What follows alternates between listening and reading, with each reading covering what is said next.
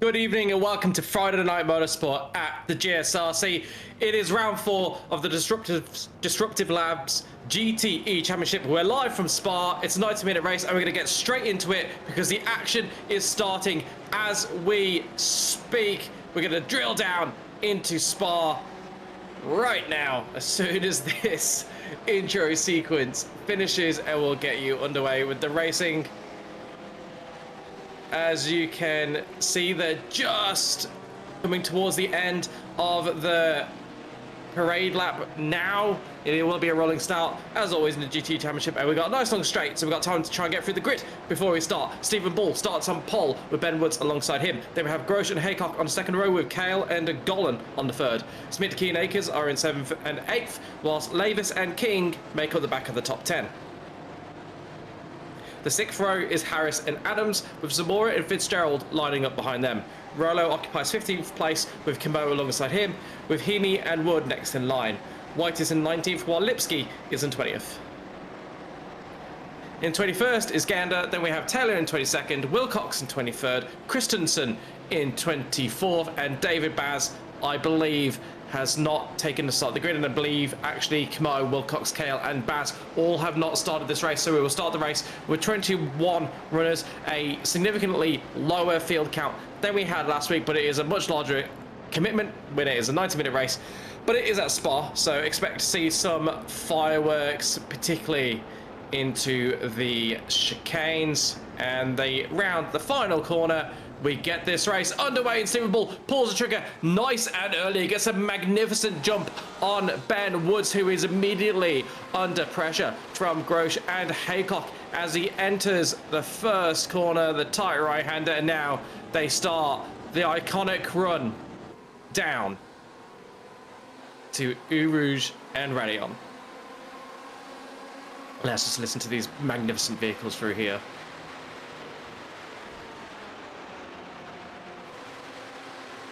It's an epic sound. They're going through there quite sensibly, one by one for the most part. Looks like Adam Lavis under pressure there from Jonathan Harris. Indeed, Harris has got the spot, so not quite getting it right up the rise. It's blind. It's easy to get wrong, particularly in these cars, not like F1 where it's easy flat. In these cars, it is a real corner and a real challenge. You can already see a bit of damage on some of our key protagonists, and Brendan Grosh just getting past Woods there. Woods is going to immediately try and fire back up the inside. He's got Haycock in turn looking down his inside, and Woods is going to get in position for now, but is now on the outside.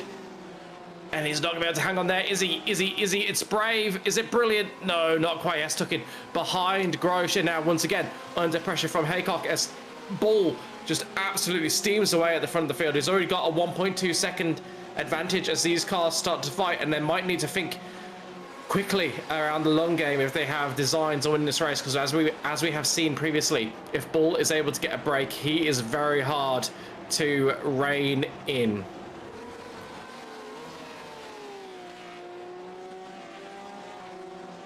A bit further down the pack, there's been some large movement. Eduardo Rolo, the biggest mover, he's up 5 spots into 10th. This is Matt Smitke. He's one of the few that have stayed in their original positions. Behind him on the hunt is Jonathan Harris, who's up 3 from his starting position. And John Akers has just made a spot as well to leap up into 5th. Further down, big move for David Christensen, who's already up 5 places into 19th spot. And we watch what happened to Luke King here in the first corner. Gets tagged by his teammate from behind on the exit of the first corner. So evidently Luke King not feeling like he had the traction to get on throttle as early as his teammate, and his teammate just absolutely drilled him in the back. And I think there'll be some apologies in the tomb room there as Grosh and Woods and Haycock do battle, and that's a brilliant up and under from Haycock. Tries to get the one on Woods, does not get alongside before they get to Eau Rouge, so we'll have to tuck him behind here. We watch it on board now from Woods. He's attacking Grosh, gets a much better run for Rayon, and the move is all but done on the straight. And in fact, Haycock's going to try and follow him through using the slipstream, and it's going to put them side by side into the chicane.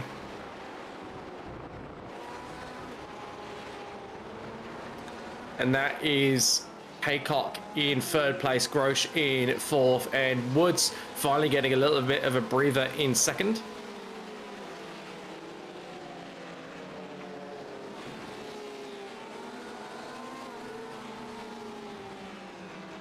Good evening, Liam.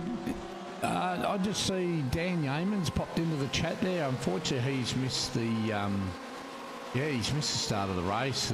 Obviously, with the longer race format, the 90-minute format tonight, it's started just a little bit earlier than we did last week. So, yeah, unfortunate for Dan. Would love to see him storming through the field like he did last week. Put in a mega drive last week from Mr. Dan Yeaman, but yeah, unfortunately, the bit of a change in service schedule looks to have caught him out.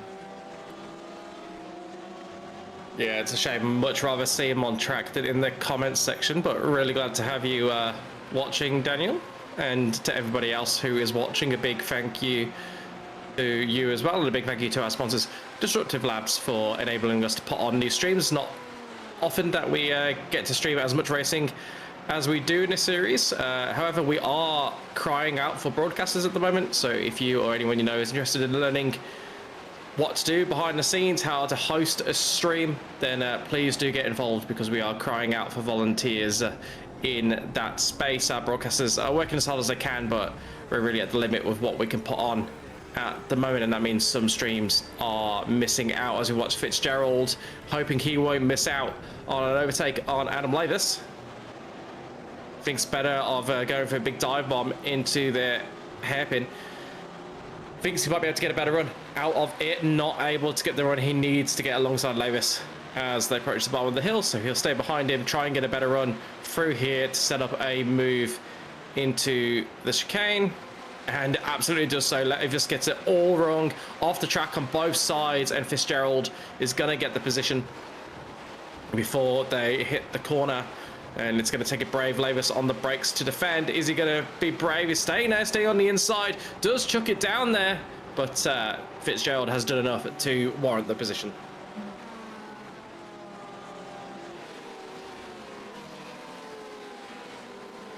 So this battle pack stretches from Zamora all the way down to Ben White. So this is Zamora in 9th, Fitzgerald in 10th, Lavis in 11th, Adams in 12th, Heaney in 13th, and then Bruce White slightly detached in 14th. And as I say that, he makes about 2 tenths on the rest of the pack, evidently with a good corner. And Paul Wood now in that battle pack as well. So this battle pack stretching from 9th all the way down to 15th spot. So the majority of the field involved in this little tussle.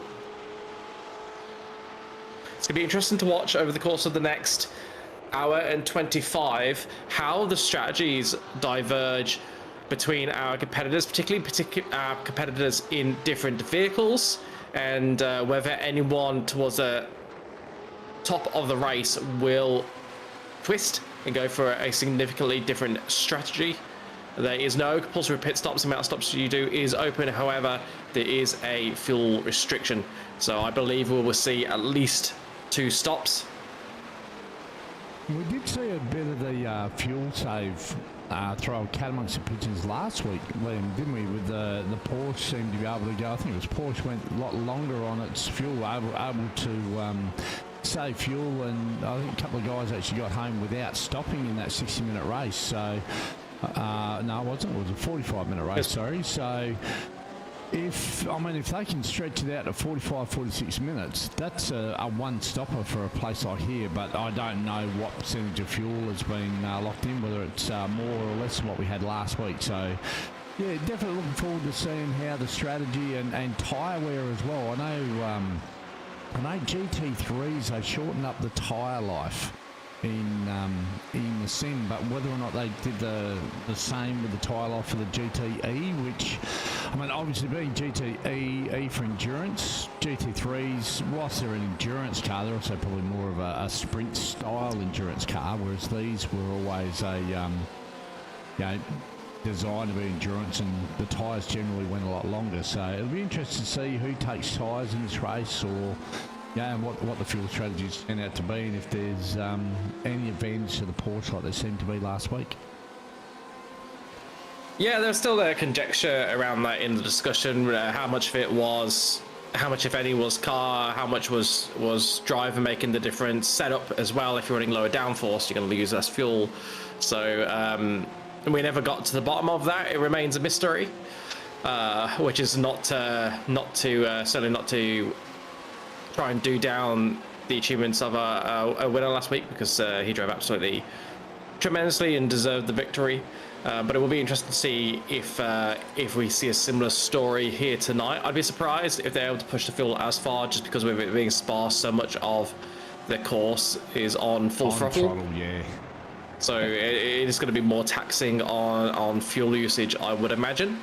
Although if anybody in the comments has more knowledge than me on the specifics of GTE fuel usage at Spa, then please do feel free to chime in and correct us as we continue to watch the battle of the mid-pack.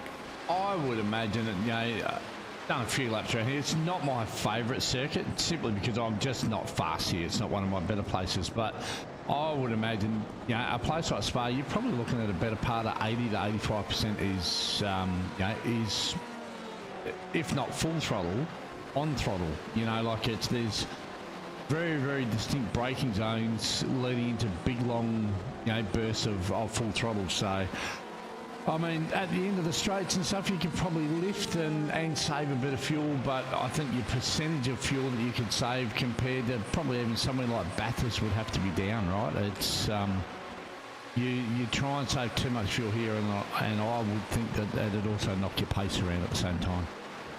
The other thing is, as well, if it is marginal for which strategy is better, you're going to be better off on the higher fuel usage strategy, because it's just so hard to hold up the car behind around a track like this. If they catch you, they will get past you. You're not going to be able to save fuel to any sort of decent level and keep the car behind at bay.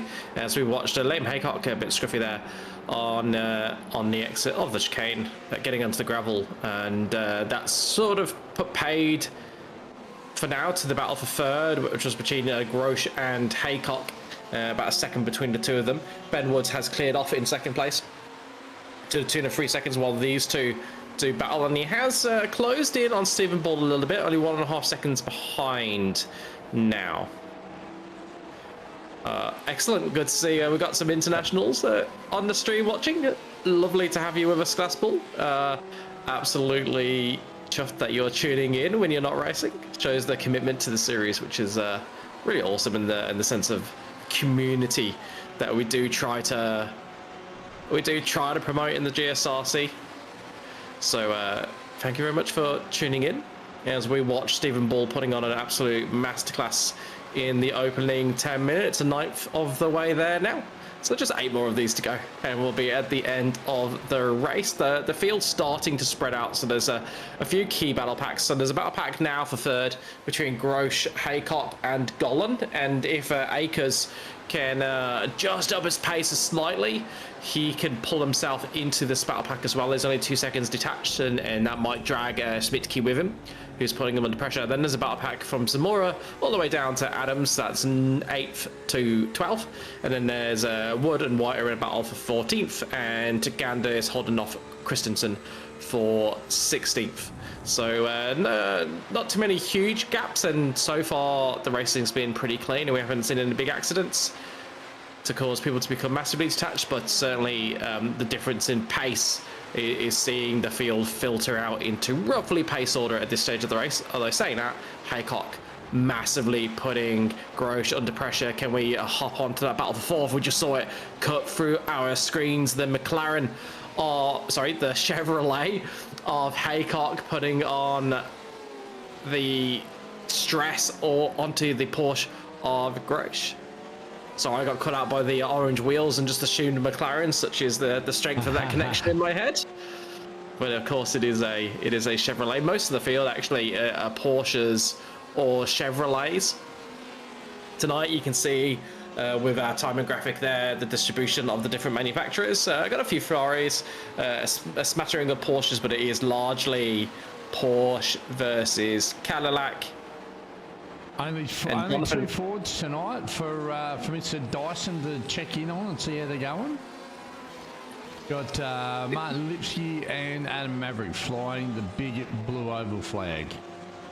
Yeah, and Lavis by far the best of those at the moment. He's running in 11th, Lipsky running in 19th. It was good to see actually Lipsky getting involved in race control on Monday night. Really glad to see any new volunteers that we get for any of our roles. And again, if you are interested, please contact committee, because there are plenty of things to do around this club, so we can continue putting on our broadcasts, our races. We can keep the racing standards as high as they are. The more race controllers, the better control we have over that. Stewards to review the racing afterwards. We need broadcasters, commentators. If you want to just do the fun bit and copy me, then you can go do commentating, or if you're a bit more shouty, you can copy Zach and you know, learn from someone who does it as a profession. So it's a great opportunity to get behind the mic, and we're always after volunteers. I just want to point out, we saw what I think is the first,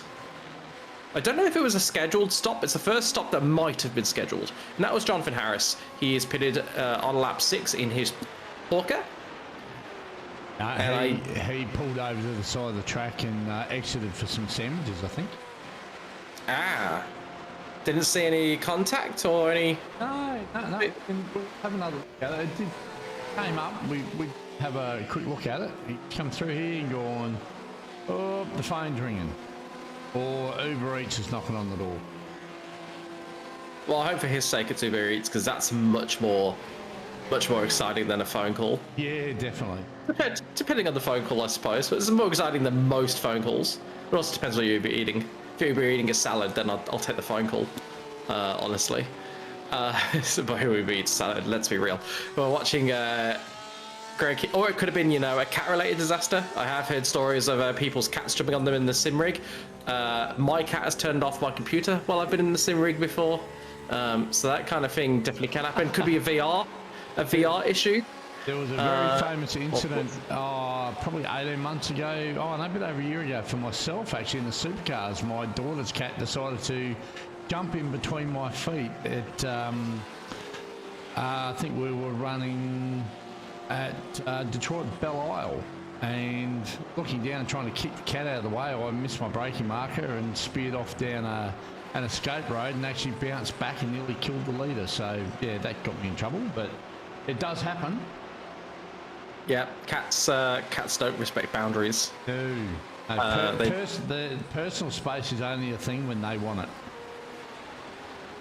Yeah, absolutely. And we just got to the battle for third place between Grosh and Haycock. This battle has seesawed a bit. It's yo-yoed. It's been up and down. Haycock is second behind. Oh, look how squirrely he got out of the first corner there. Tried to get the power down, was a bit too greedy on the throttle. Backhand steps out, pulled it into line really quickly. Good reflexes there from Haycock to save that, but that will cost him time all the way through here. And depending how much speed they're carrying through Rouge Rayon, perhaps cost some time all the way down here. If we can, after we watch this, so this is White doing battle, and there's contact there. That's about as soft of an incident that you'll have at Spa. So, and you're, here we go. Yeah, I can't remember exactly who it was. So put your name in there. So he was the leader. There you go. So I'd talk about the incident I had with the cat, and the guy that I bounced back and swiped has joined us in the chat. Look at that. Love that. Can we just see if we can find a replay of what's just happened to Smitke? He was in a battle with John Akers, and he seems to have lost a bunch of time. I think there might have been an overtake before the time loss as well. So let's see what's happened here. Yeah, okay. Got unsettled on the brakes, really close behind the car ahead. Probably got caught out by the car ahead, braking a little bit, has had to dive left for fear of ploughing into the back of the car ahead, and just bail out the corner. Really good heads-up driving there from Smitke to avoid what could have been a race-defining accident for himself and what I believe was John Akers. Instead, both of them live to fight another day, which is really nice. And it is Aiden Kale. Good to have you with us for this endurance race at Spa, and isn't it looking absolutely lovely? And it's going to look even more lovely once iRacing finish with their graphics overhaul that's been in the works for a few years. I do hope that doesn't mean that all our CPUs and GPUs start to burn with the heat of 1,000 suns, but I am looking forward to that overhaul, because if at any point the background and the window dressing can look as good as the car dynamics on track, then iRacing really will be beautiful, because the cars still look even on this dated graphics platform, the way the cars behave, they just look so natural. I mean, to put it into perspective, like I think that the job that iRacing have done with what's essentially a 2001 engine, I'm pretty certain the IndyCar game that this was based off, or NASCAR 2003 is... The same as a NASCAR game, is the one, but there was also IndyCar racing was actually a couple of years prior, and it developed into the NASCAR, like 2003, right? NASCAR racing 2003, right? So a lot of people think that that's where it started. It wasn't. It started with the IndyCar game, which I'm pretty sure was 2001. But what we know and love now, this engine was 2003. So we're talking 23 years at this point is the age of the engine. And you go back and you look at some of the footage from back in the day, which is out there on YouTube, you can find it and stuff like that. But where they've developed this, what's essentially, you know, this engine's old enough to drink, right? It's in America. It's that old, but they've done really well. But where a lot of the engines nowadays have better dynamic rendering and that sort of stuff at lower overheads to your CPU. So once that does come to iRacing, they iron out the bugs, which I'm sure they've probably got a working model there, right? But they're not going to release it until it's better than what we have now. So it still might be another 2 years away, but it's going to be incredibly exciting. You look at the graphics and whatnot on, you know, Assetto Corsa Evo and a lot of the other sims do have more realistic looking graphics. But I think the actual driving model itself for iRacing is probably still far superior. So if they can meld the graphics of more modern engines with the driving aspect of what we have now, I think it's just going to be a complete game changer. Yeah, it will be tremendous. I mean, we've got racers that are younger than the engine that this game is on. Absolutely. And welcome to any of our younger racers that are watching. It's a pleasure to have the next generation of sim racers coming through, those that have sort of grown up with it a lot more than many of us that are racing now. It's going to be quite the challenge to try and beat them on track, but try we will. We were just watching while we were talking there the battle between Smitke, Zamora and Fitzgerald, which is the tightest battle on track right now. In particular, Fitzgerald is breathing right for the tailpipe of Zamora. If he didn't have bad lungs, he will soon, because there's nothing but fumes going into his lungs. But can he find a way to get past? Because Zamora is driving very cleanly at the moment. He's not making many mistakes. You sense that Fitzgerald might have a touch more pace at this point, but a touch more pace isn't enough to get you past. And as I say that, was that a little luck up for Zamora? It was, and that is Fitzgerald getting the position due to that small mistake. All it takes is one tiny misjudgment. It didn't lock up for long, so the barest bit of smoke from the front right tire just trailing the brakes a little bit too much, and there goes Fitzgerald. Here we go. Yeah, just he was still carrying a little bit too much brake as he turned it in towards the apex, and the front tyre just went, nah. We're not going to slow down and turn at the same time. It's as he's turned, isn't it? As he's turned to the right, he's taken the load off the front right tyre. Yes. So less pressure pushing it into the ground, and then it's locked a little bit because he just hasn't trailed off the brakes in line with that turning. So it's tiny margins, but costs him a position there. For now, got plenty of time to earn it back. Another hour and 10 minutes of this one to go, yet to get to the point where anyone is making a scheduled stop. I do wonder if we'll see any around that half-hour mark, anyone looking to do 2 stops and equidistant their way to the end of this one, as we watch the battle in green, which is Adams, Lavis, and Heaney, and it's and that's near enough to green for yeah. Well, we'll call that green. Christensen into the pits. Now this should be a scheduled stop. If it is, I think it's very early. Didn't see any incident for him. Oh, although saying that, it looked like he just drove straight through pit lane, did he not? No. Yeah, he's driven He did. straight through. Penalty, maybe. Oh, no, Enduro pits. Ah, yeah, of course. So the Enduro pits obviously are right down the bottom here. So I do believe the F1 pits, when they come here, they're up at the top of the hill before the turn one, and they've got the Enduro pits is over the back here. He hasn't. Yes, he is taking tyres, so he's up on the jacks. Yeah, want some fresh boots on that car. So this, we believe, is a scheduled stop. Could also be that he's picked up a bit of damage, so he's pitting as early as he thinks he can get to the end. But that tells us that there will be one more stop, right? I'd imagine if that was the case. So I think if it was two, we're stopped earlier potentially, because it won't be that he's run out of fuel, because otherwise we would have seen more cars pitting. Bruce White's had. Okay, he's had enough. Yeah, he's had enough. And we cut back to the battle between Fitzgerald, Smitke, and Zamora. Not in that order. It is Smitke that leads temporarily from Fitzgerald and Zamora. I say temporarily because they're so close that these three could be in any order by the time we get out of the chicane. Fitzgerald will be at the back though, because he's just made a big mistake into the chicane, gone deep, and allowed Zamora to just wind his way through.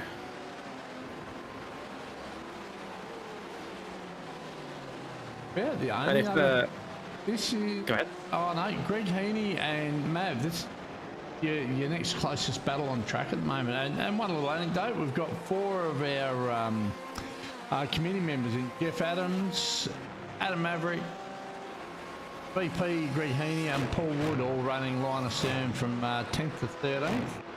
Other committee members at the moment got Ben Woods, so he's up there doing it in second at the moment. And our other committee member is Matt Schmidtke, currently running in 7th. So good to see the guys that are involved in the committee level still out there and doing the laps. So it's it's a lot of work in the background, and as you've said a couple of times tonight, we still need some more helpers. So if you're involved, if you've ever thought that you want to get involved in broadcasting, now I never thought that I would do it, but here we are.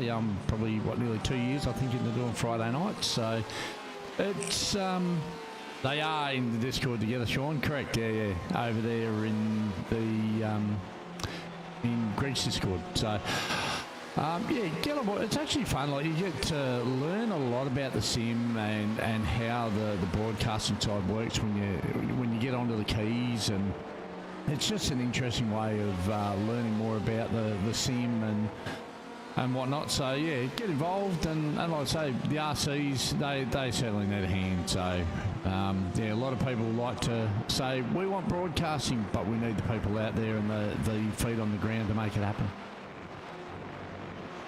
Yeah, absolutely.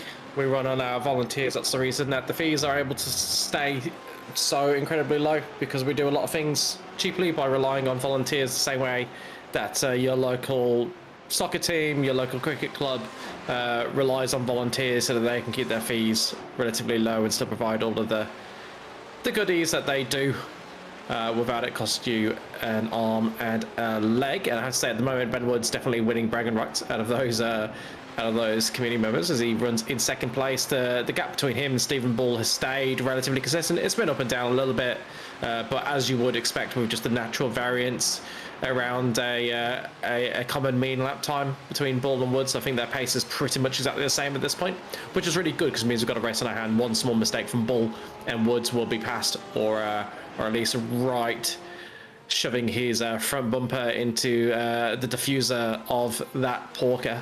So if there is any difference in fuel economy, we're going to see that. If either of them is saving fuel more, we're going to see that.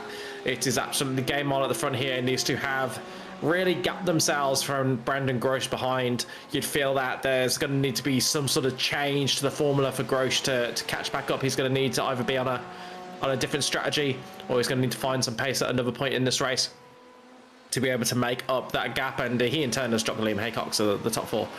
Well, second, third, and fourth really spread out. First and second still a live battle as we speak. And exactly, Sean. So one thing we haven't mentioned is obviously, you know, only certain people have the time to be able to do it. And if you have the time and you do it, great. If you don't have the time, then you don't have the time. We have you know, we've had a bit of a revolving door of people involved in different roles. RC. On the committee doing broadcasting, because people's lives change over time, and it means the time that you had sometimes disappears and sometimes it opens up. So we do rely on you know, an ever-changing cast of volunteers to keep the club running, and Ben Wood's one of the more recent of those volunteers, but very glad to have him and a couple of his teammates on board. They've been a good addition to the committee. We've got a bunch of people from Whiskey Business. They've been a great addition to the committee. We've got all sorts in there, and it's good to have a broad representation of our community so that we can make sure we get our decisions right. And I can honestly say that everybody there understands what the club is about and makes decisions based on what the club should be about, rather than trying to benefit themselves, which is really good to see. As we're just watching on board from the fastest guy out there right now, Stephen Bull. He's been the fastest guy in the GTE across the season, you'd have to say, based on the weight of evidence of his victories. And even when he hasn't won, showing tremendous pace. I'll chuck up an infographic here. The lap time, last lap, have a look at Steve Bull, Ben Woods, and their lap times on the last lap. Look at that, a 14.045 for Bull and a 14.042 for Woodsy. And have a look at the best time. Pick that one up there. A 13.79 and a 13.729 between the two of them as well. And Woodsy actually's got bragging rights in both of them. So it's, I don't think that this race is over by any means. There might be a 2-second gap there, but he's been saving a little bit of fuel. He's still saving a bit of fuel. You know, we've still got 2 pit stops. Very, very easy for one of these two guys to make an error. You know, when you get into a groove in a long race like this, as you know, Liam, like the on-track stuff, you can get into rhythm and you can run at 90, 95, 98%, or you know, to stay on track. For me around Spa, it's about 80%. I'll stay on track. You know, like it's, but you know, you get guys like these, they're operating at a pretty high level, so they're going to be consistent in their lap times and do really well. But where it can go very, very wrong, and you see this in real life stuff as well, is when they decide to come into their pits. You know, you've got to be, you know, right on the button for when you set your pit limiter. You've got to, you know, make sure you don't slide through your pit bay. If you don't want tyres, don't take tyres. If you want tyres, make sure you got it click. Take the right amount of fuel. And on top of that as well, like if Ben follows Stephen in, the one thing it puts Stephen at an advantage is he can watch Ben in the mirror behind him. So if he sees Ben drop, he can turn his fuel off and make sure he keeps that track position out front. So still a lot of stuff there to come into it. But if these guys can get another 13 minutes and 20 seconds or complete the lap after like the 45-minute range, they should be able to do it at one stop. Be interested to see whether or not they can actually get to that point. Yeah, we've just crossed the 30-minute marker, which is an important marker because we do see drivers that like to do equal stints. And it seems like Fitzgerald might be one of those because he's dived into pit lane, so you suspect, unless he can run an hour on the tank, you would suspect that he's going to run another stop around the 1 hour mark and split this race nice and evenly. It's a common sort of simple strategy, and if you know those points in your head, then you sort of know how you can adjust by a lap or two quite easily. So yeah, I'm surprised we haven't seen more in. Actually, that tells me that the one stop might well be on here, so we'll look for that critical 45-minute marker for the first stop for a bunch of these cars as we watch green on green. Lavis trying to get a move done. This time it's Lavis getting it right through Radion, and yeah, gets the move done.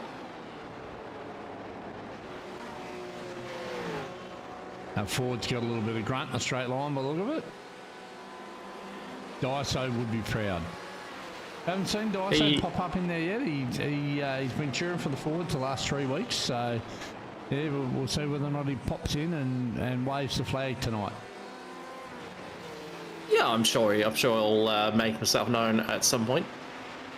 Just the 2 live battles on track now. Smith, Kisamura, which is something we said a few times. These 2 have been glued to each other for the entirety of the race, and just behind them it's Lavis and Adams, who we were just watching. So very much settling down, and as we just go past the 1/3 mark of this race, and now we're going to enter that steady period where the concentration is more on not making a mistake. You're getting into that sort of long distance mentality. You've settled down into your race, and now it's about, right, what can I do to try and gain a position or 2?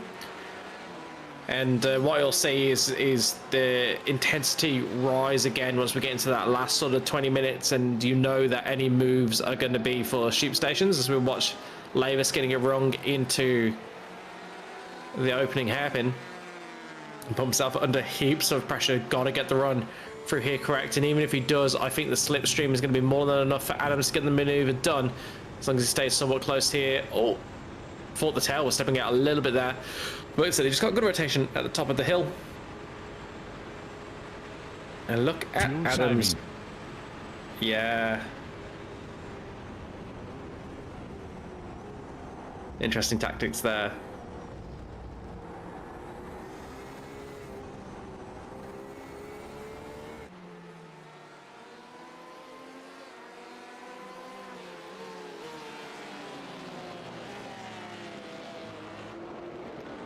On 2k minimum, you think about it, it's not far off what we're allowed to do on the open road in Australia. These guys are at the minimum speed in the corners that are at a place like Spa. Very, very, very fast circuit. Average speed around here, I think in the F1 is about the highest on the calendar, isn't it? Not as high as Monza. I don't think anywhere in the world's as high as Monza, the temple of speed, but particularly not the layout we were running earlier this week in the GT3s. Yeah, I did see a snip of that. I tuned into the broadcast, and yeah, white knuckle stuff around that bank and wide open in the GT3 would have been a lot of fun. I have to say, I was doing race control for the amateurs, and I warned them at the start of the race. I said, look, there's no rule against going too wide on the banking. However, if you get it wrong, it's likely to be a big accident, and because of the way our penalty rules are, if you cause a big accident, you'll get a big penalty. So I sort of said, it's a case of you can't go too wide, but if you get it wrong, then you will feel our wrath, because it will be considered an aggressive maneuver. And multiple times I went too wide, and I don't think there was a single incident on the banking for going too wide. So I was very proud of how they raced and kept it clean through there. They really did take what I said to heart. They kept it. They still went too wide, but they were very respectful with it. Whenever they were too wide, they stuck very strictly to their lanes. And there was even the occasional bit of chatter, saying, "Hey, I'm underneath you," or something like that, to make sure that nobody was caught unaware. So that was. I thought they did a really good job keeping it clean. I was very proud of the AMs on Monday night. As we watch Adams lining up Lavis again, but he's going to do the same thing. He's going to sit behind him, give him a little bit of a push, save fuel. So he evidently feels that he doesn't really have any more pace than Lavis at the moment. Certainly not enough pace to break away. So rather than just get ahead and sort of sit there, maybe pull a second ahead, he's going to sit behind and bank the fuel. He thinks that is worth more at this point, and he's just letting Lavis push all those little air particles out of the way. They may not weigh much individually, but they cause quite a bit of resistance on these cars at these speeds. So it all adds up to a few litres of fuel that can make or break your race as we approach that critical halfway marker. And Woodsy actually pulled 6/10 in on these two guys on that last lap. So he's 1.6 behind. So at the current pace, give it 2 laps. Well, actually, probably another lap if he can pull that in. He's going to be in draft, and that should pull him in, and it'll be a 3-way battle of the teammates. Pseudo teammates with Jeffrey, but yeah. Got to take a moment. The pace that Bull and Woods are running out front is incredible. Roughly 13.8 the last couple of laps for the two of them. Grosh is a 14.3, so they're half a second faster than the next guy. Nobody else is really below a 15.5. They are... Oh, well, on the last lap, I'm just seeing some people go a little bit quicker this lap. But it is absolutely insane. They've got a second on the rest of the field and a second and a half to 2 seconds on the majority of it. They are absolutely crushing it out front.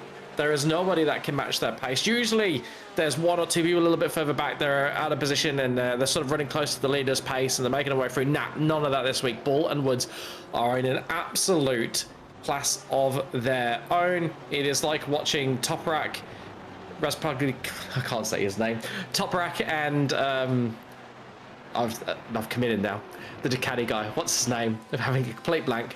In World Superbikes, absolutely demolished the field. And it was a case of which of the two of them are going to win because nobody else stands a chance. That is what it is like in this race right now. Superbikes, I'm not sure, mate. Don't follow it. Oh, we got a heap of guys in the pits, actually. Zamora, Heaney, Taylor, and King all pitting. I wonder if they think this is the critical point at which they can get to the end. Or if they are bailing on the one stop. yes, Broad. Lizards. There is a lizard. He is in second. His name is Woodsy. Woodsy the gecko. Isn't it gecko? Past. That's Ed Rollo. And that car's got a little bit of damage. Can we just cut to a shot of Woods from the front of his car, so a rear chase cam? Hang on. I think Woodsy might have some damage. Well, this will tell us. Because it looks like Rollo went off track. So. Oh. No, Woodsy never got in. Oh, hang on. This is Woodsy coming behind now. Yeah, staying way off track, but I thought I saw a little bit of damage that it might have picked up earlier. So can we just see if we can't get a look at the front of that car? It's certainly dirty. Can't tell if it's damaged. Paint machine. No, it should have been clean. He might have run off track early in the race, maybe. Can't see. Yeah, that's what. Yeah, I can't see anything. That's what I was just wondering, because it's the kind of thing that could. It's kind of thing that could make a difference as we go into the second stint, right? Because there'll be a free fast repair. So if there was a little bit of damage, it's something that could play a part in the second part of this race. And just right now, Woods just starting to fall away a little bit from Bull. That gap has gone out to 3 seconds for, I believe, the first time in this race. So that's interesting. I wonder if the pace just isn't quite there at the back end of the stint. It's been about 2 or 3 laps in a row that Bull has been faster than Woodsy. Can't see anything in my logs that have even shown Woodsy is having off track, and he's actually got off track, so he's had no incident points either. So might be something just in the paint that make people think he's got damage. So, that'd be a good little strategy. Yeah, it would be. Oh, look, he's got damage on the front. He's not going to be fast. There you go. So Tyson Broad saying that Kev likes to get cosmetic damage from curb riding, but there's no performance loss. That's almost exactly what it is. Thank you, Tyson. Tyson, one of our volunteers. So thank you for what you did for the club, Tyson. Much appreciated. And he's also a very, very handy co-commentator too. When you're not available yourself, Liam, he's been filling in very well. So good evening, Tyson, mate. Good. Yeah. So just waiting now, 42 minutes in, we suspect we're going to see a huge round of pit stops the next lap or two as they reach the halfway mark. Just on that lap, Woods sort of arrested the rot, 14 dead compared to 14.2 for Stephen Bull. First time he's been faster than Bull in a few laps. So fingers crossed for his sake that he's able to maintain that and pull this in towards the end of the race. Closest battle on track is between Lavis and Adams, two of the green machines that have not pitted. Only 0.3 of second between them, and as we saw, Adams not attacking Lavis at this point, just pushing him down the straight, trying to save a bit of fuel to make sure he can get to that critical 45-minute point, and perhaps even take on a little bit less fuel than the cars around him and leap them in pit lane. But now they have started this lap, I think we can say for sure they are going to be one stopping. Apologies. At the 43-minute mark now, where it could, look, I don't even think it's going to be tight. Like if they get, and end up running to, 90, nearly 93, 92 minutes. If they cross the line with like 15 seconds to go, they'll have to do that extra lap. Could come into it, but I don't think so. These guys are pretty clever with what they're doing. They'll leave themselves a margin, surely. Well, if they can.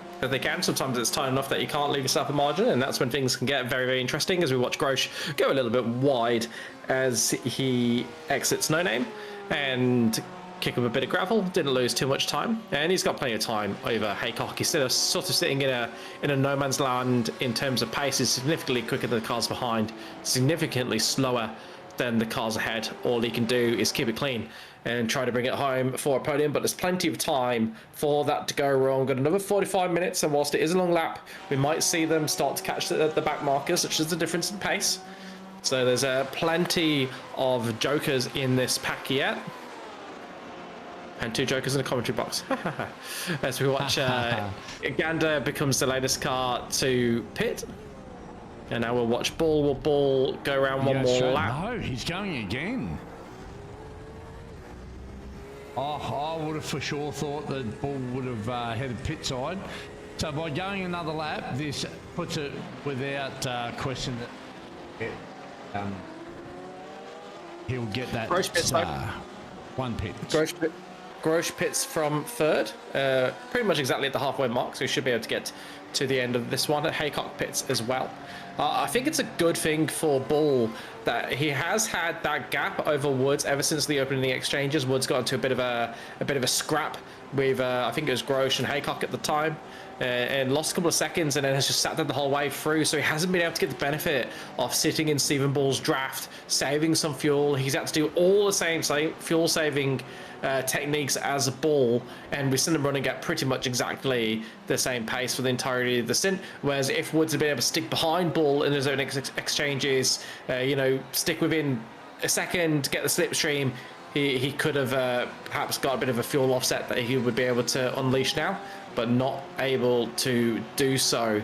So those opening exchanges could be very important in the story of this race, and Adam's proximity to Lavis could be very important in the context of his race, because he's been sitting behind him, fuel saving very patiently, and only now does he go to the inside using some of that extra fuel. You can see how much Lavis is saving compared to Adams. Adams able to push on through Lacombe and MtnMen and make it through just before they come into their pit stops, which I assume they will do on this lap.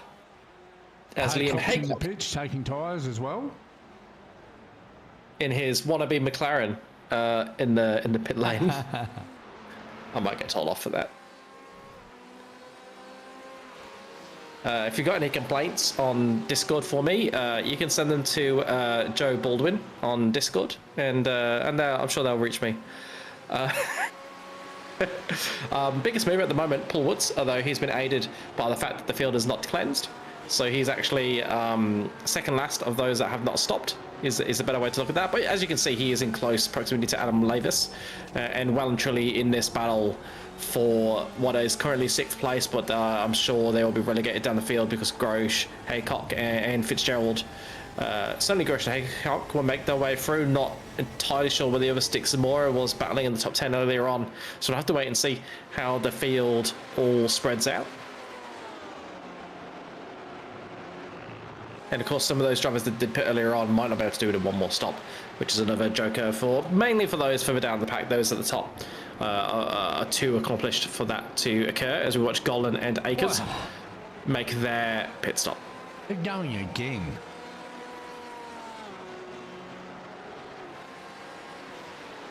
Must be plenty of fuel in those vehicles. Plenty of fuel for this to be a one-stop. So that does make me believe that we saw that early pit stop, and we wondered whether that might be a critical time. It might be a critical time, but it might be a critical time for a one-stop. We'll have to wait and see as more drivers venture through the very, very long pit lane. If you can save a stop, you have got to do it, because that pit lane is absolutely massive.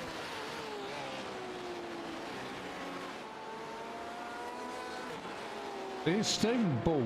He's going to go very, very close to 50 minutes on a tank of fuel. So, oh look, surely he's got to pit this lap. Surely. Well, we'll wait and see. And just that gap between Bull and Woods is just creeping up slowly but surely. You do suspect at this point that Woods is maybe trailing a tenth, maybe 2 tops to Bull. It's not consistent, it's not every lap, but it is on average, and it is allowing Bull to just extend his advantage in the back end of this stint as he goes round again for another rotation of this circuit, as does Woodsy, as does those 2 cars behind them, but they are not in the same race because Mick is a further 34 seconds behind, so we definitely did not see him in that shot. Driving a very accomplished race is Mickey, and that's because he's a very accomplished race driver representing Aussie racers tonight. Good in everything he drives, mostly known for his, fair to say he's mostly known for single-seater exploits, but a very, very good driver no matter what vehicle he is piloting. Did have a discussion with some cousins of mine. Can you call a motorbike rider a driver? Only if they're in a car. That was my response. We had a big argument around whether you can refer to them as drivers or not. I was very much in the camp of riders, others were in the camp of drivers. If you've got an opinion in the comments, please let us know so we can put that one to bed. I personally think it's sacrilege. As we watch. You don't drive a motorcycle and you don't ride a car, right? Well, precisely. Precisely. Like, English has been written the way it is for a reason. Well, her argument was that you're still... The act of driving is to guide a vehicle. So that was sort of her argument. Yeah, I'm with you, Sean. Definitely riders.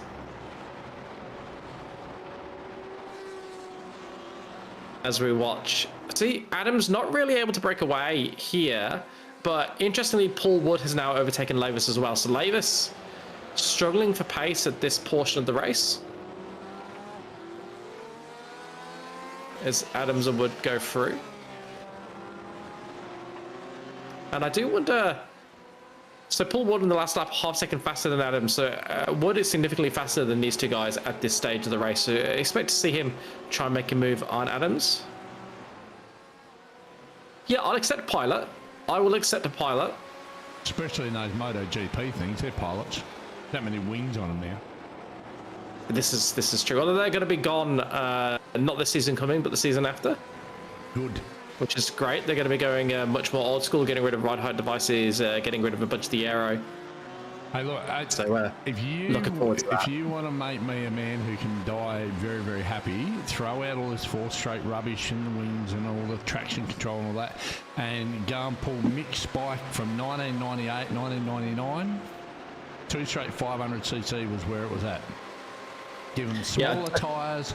And I get that the current crop of riders are incredibly skilled, but go and stick them on 500s and see how they do. Those things were monsters. There's a reason why they were called Widowmakers. They were just so hard to ride. And yeah, I do agree with that comment.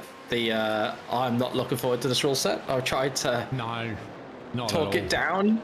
I've got some friends that are relatively new F1 fans that are very excited for the season, and I'm trying to temper expectations because there is a risk of it going Formula E style, and Formula E is not real racing, if you ask me. No, not at all. Still respect what they do. They're still race car drivers, but it is not.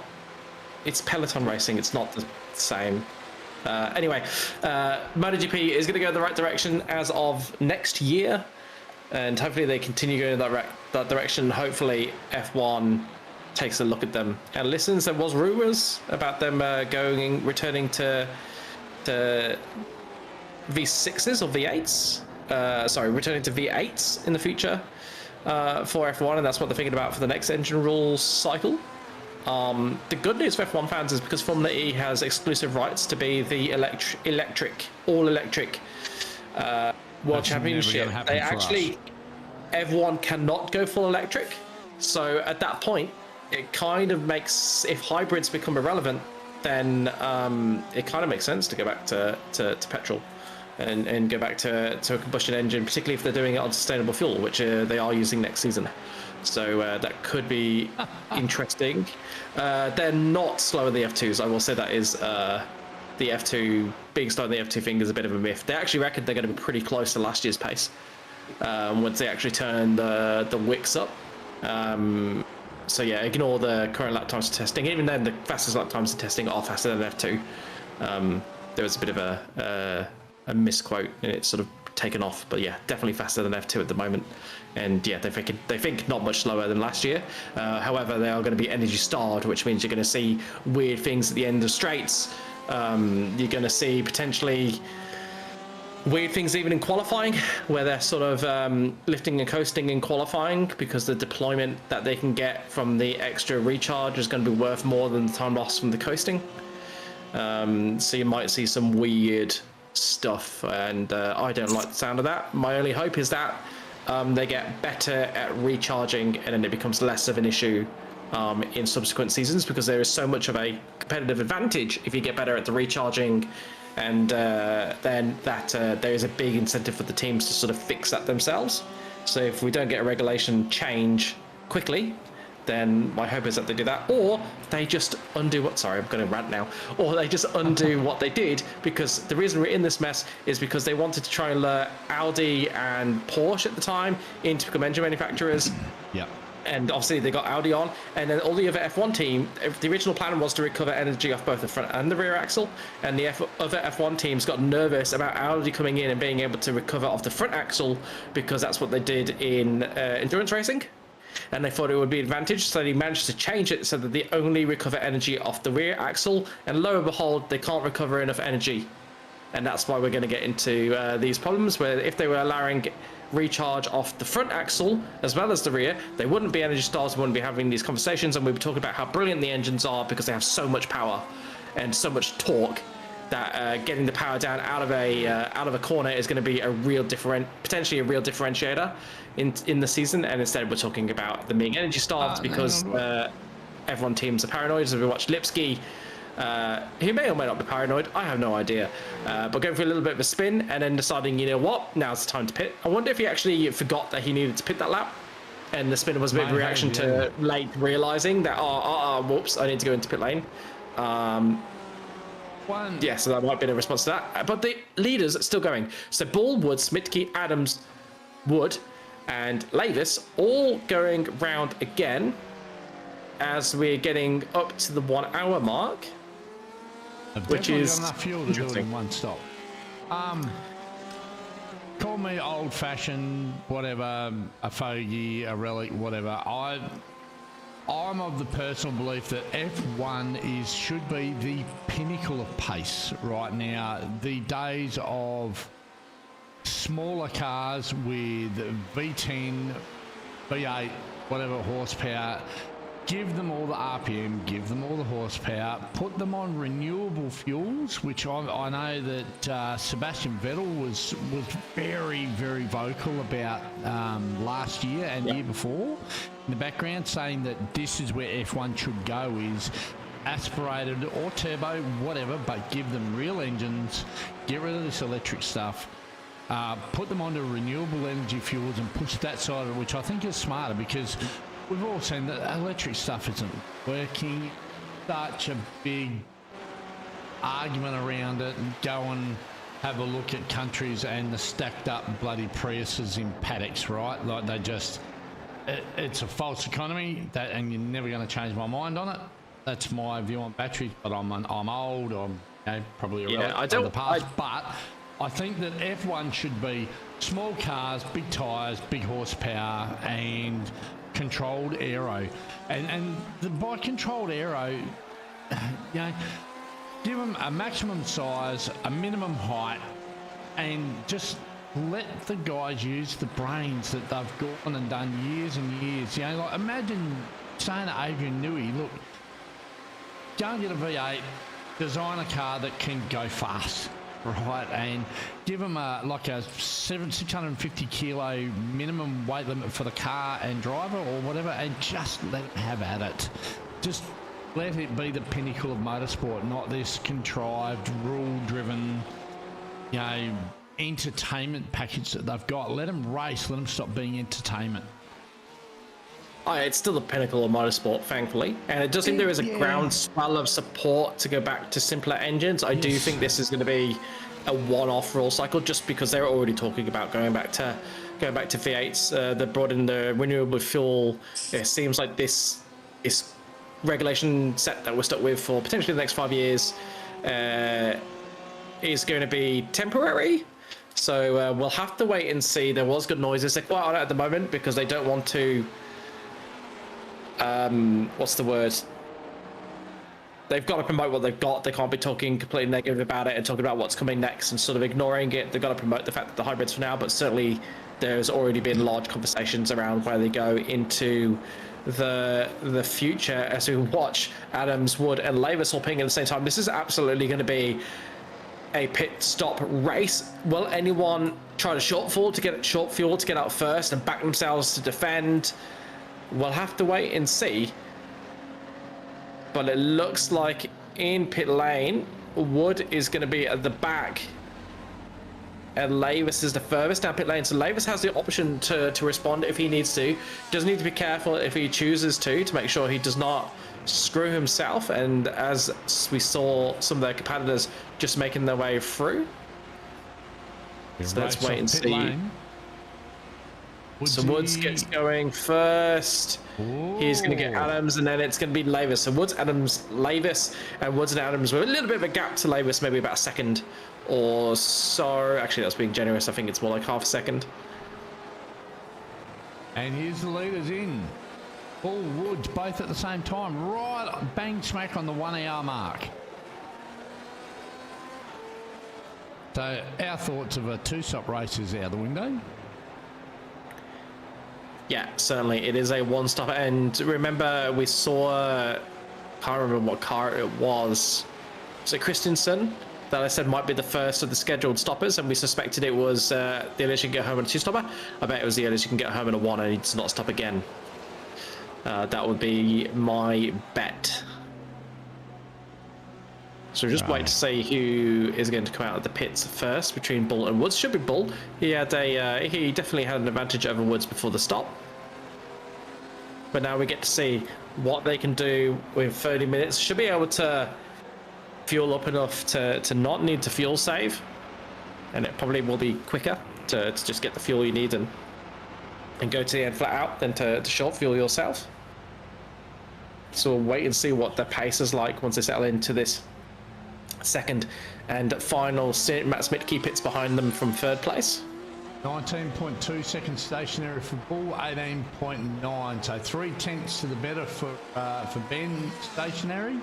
Certainly not enough to overcome. What is it? About a 7-second delta. So Wood, Steve Bull really put the screws to him in the final.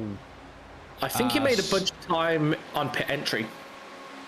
Oh, pit entry, okay. I think it was on pit entry. We'd have to go back and investigate, but certainly it grew. At least it grew in the order of seconds as they entered pit lane. So that is at least part of the story. So this is a live 5-car battle pack.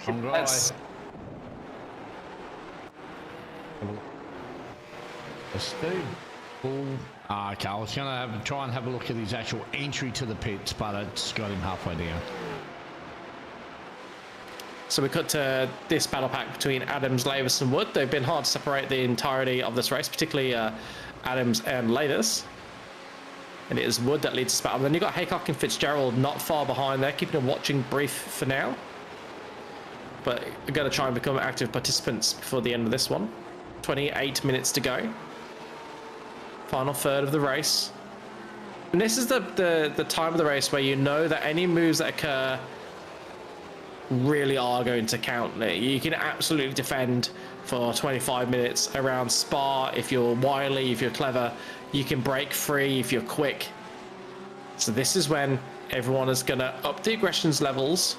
Oh, Russell, see what they do, particularly if you're Fitzgerald and you can see 4 cars ahead that are in your view as we watch Gander just go for a spin on the exit of turn 1. So a few cars doing that, just getting a bit trigger happy on the throttle and sending the car into a torque induced spin.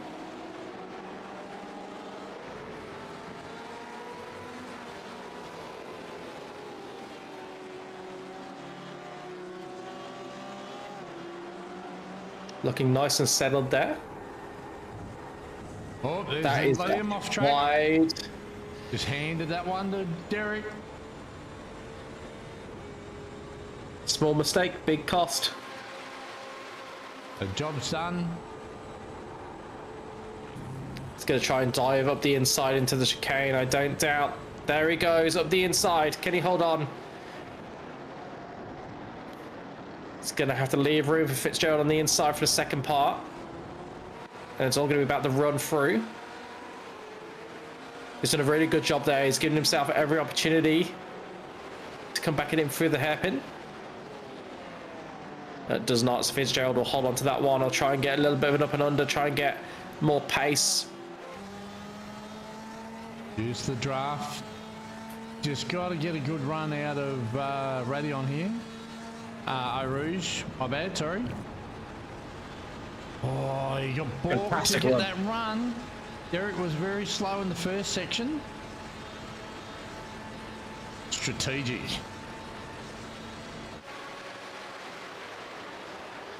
Yeah, don't lose those guys ahead. Stay in their slipstream, get there. I don't want 9th. I want to turn this into 5th if I can. And the best way to do that right now is to push you up to these cars so that we can both benefit from their slipstream rather than getting detached.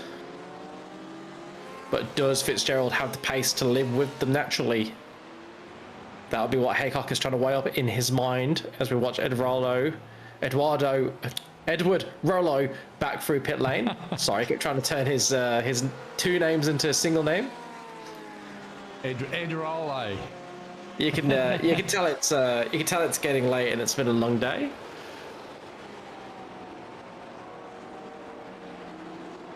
Definitely going to see a few mistakes in the closing stages of this one.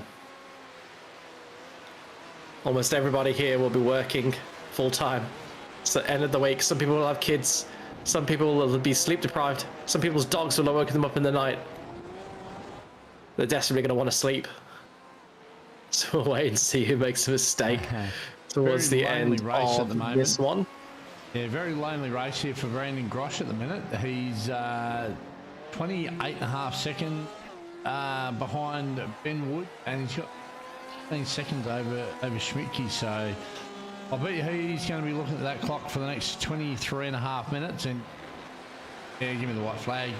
Oh, Derek Fitzgerald's in the pits. Yeah, not he able. was one of the guys he pitted very early. I bet you he not quite enough fuel to get him home. Yeah, not able to get to the end, so he's going to surrender 9th place and drop really far down this pack. You'd suspect into 16th place ahead of Lipski, where the first big gap is 56 seconds. The gap between Lipski and Gander in 16th. Really good run there for Jeff Adams. He's attacking Paul Wood. He's going to go up the inside into Lacombe. Gets the move done well before the turning point. The corner, but goes deep. Brakes way too late.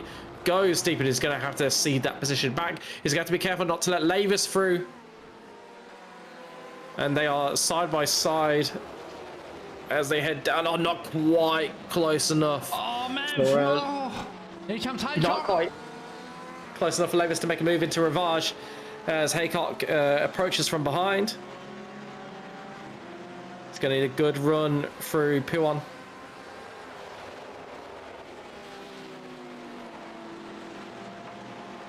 And just to settle back down.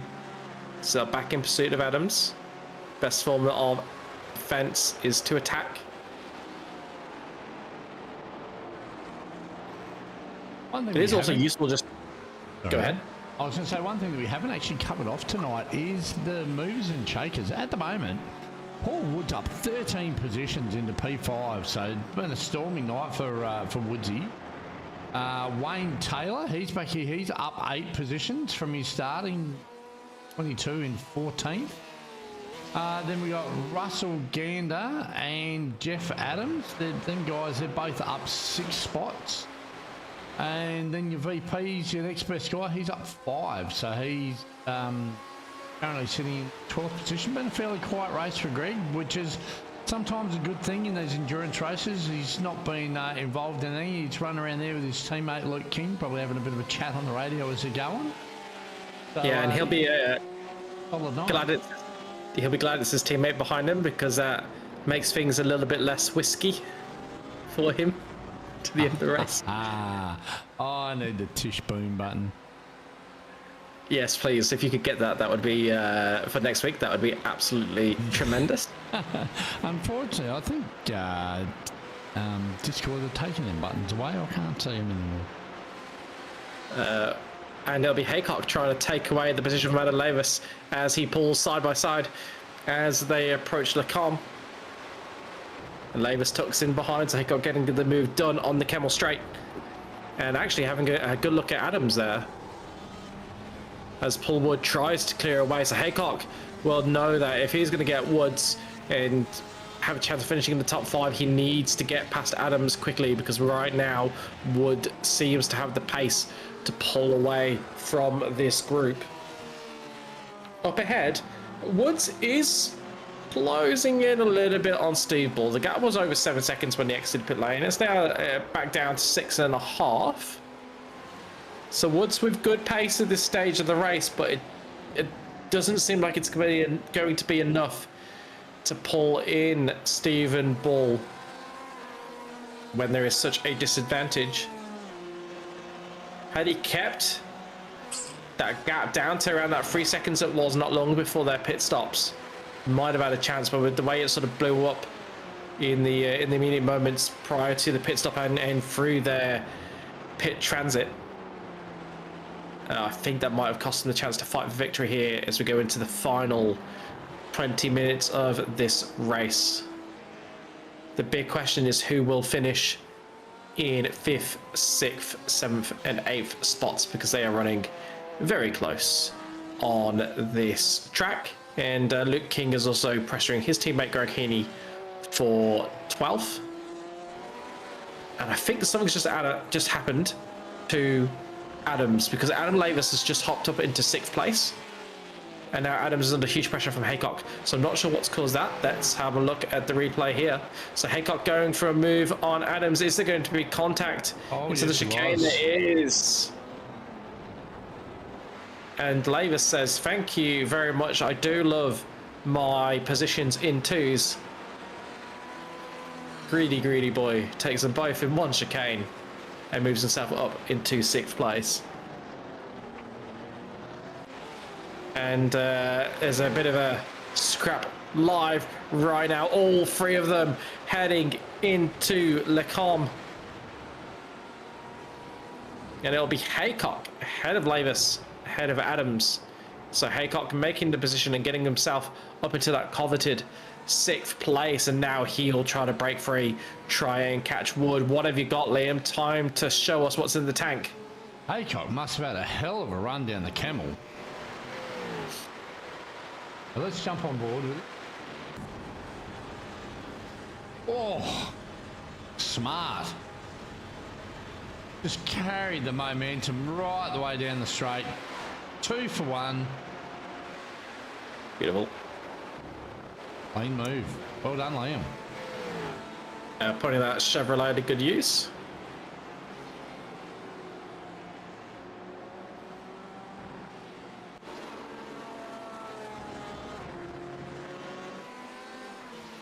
Not able to break away at this point though.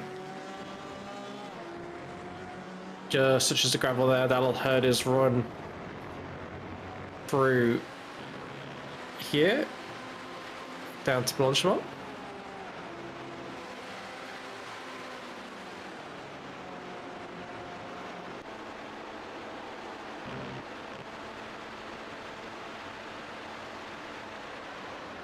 So just up front, that gap between Woods and Bull closed significantly on the last lap to the tune of about half a second.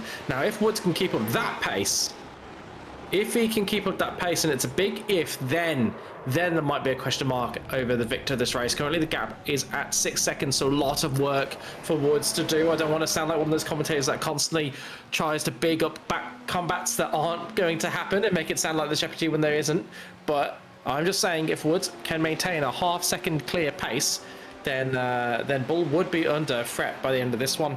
However, that is still unlikely, but just goes to show, again, how crucial those opening stages were for Bull. Like we said before, if Woods had managed to stick behind him, not let him get that sort of 2 seconds at the start of the gap, which meant that he wasn't able to benefit from any sort of tow, well, we would have had one hell of a race between two absolute titans of this series. But it does seem like at this stage Bull doing all the right things to take home the first of our 2 endurance races of the year. The second endurance race is at the end of the season for our grand finale, and it is at the of course, where else? It is at Le Mans, and that's how we'll be ending this series on the 27th of March. I'm looking forward to the Gilles Villeneuve there in Canada.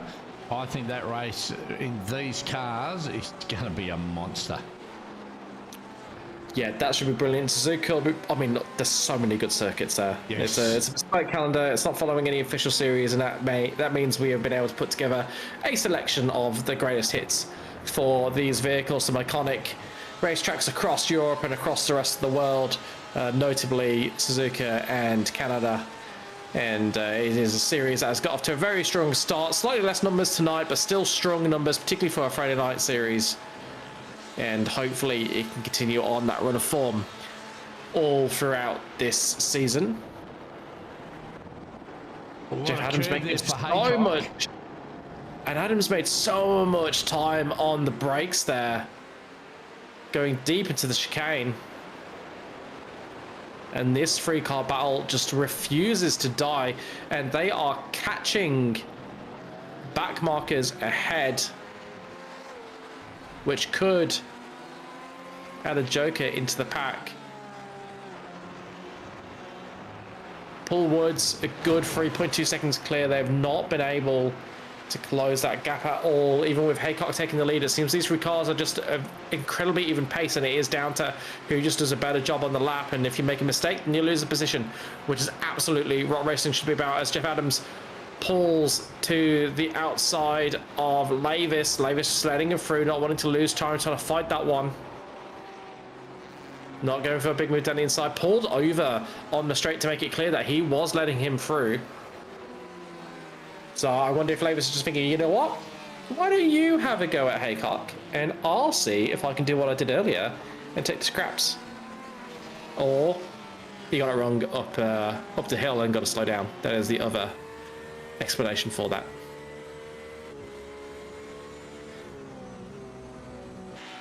Gap up front, sat at 6 seconds. Only a tenth between him on the last lap. So Woods does not have the pace to chase down Bull unless Bull makes a mistake.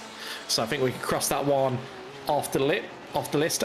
Dim hopes have faded even further, and now there is not much light distinguishing the hope there from the deepest, darkest depths of the ocean.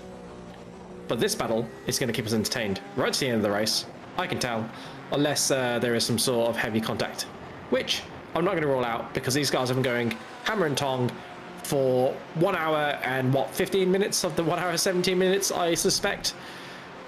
And none of them is going to want to finish at the back. And things are only going to get more desperate as we move towards the final 10 minutes of this race.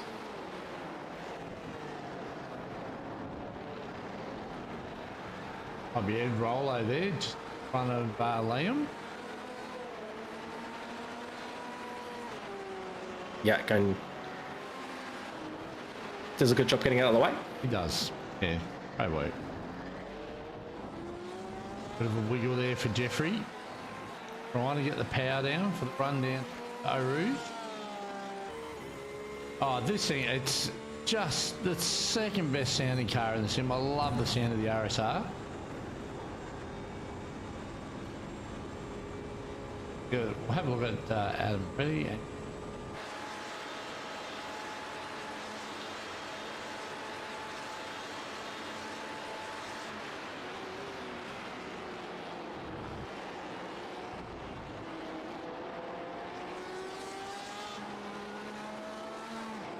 My thoughts behind the Aston Martin GT1, without a doubt, the best sounding car in the sim. I love Porsche RSR.